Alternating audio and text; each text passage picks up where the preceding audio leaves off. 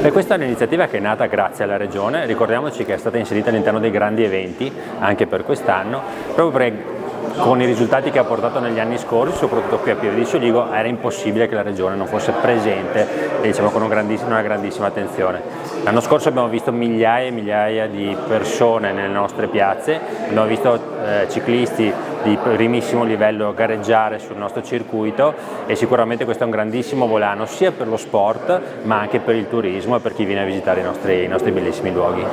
A livello di regione state pensando a qualche bando, qualche iniziativa per promuovere, comunque dare una spinta ancora di più a iniziative di questo tipo? Ma la Regione è sempre vicina con i vari bandi che ci sono sullo sport, sulla cultura, sull'identità veneta per quello che riguarda tutta una serie di iniziative sportive. È importante che le iniziative sportive abbiano un'attenzione